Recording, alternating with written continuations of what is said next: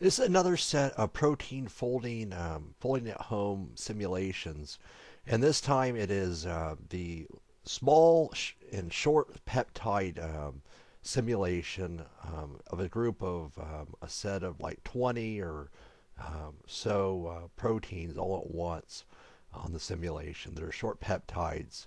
In any case, I'll let you guys continue watching and the animation and stuff. Have a good day. See you. Bye.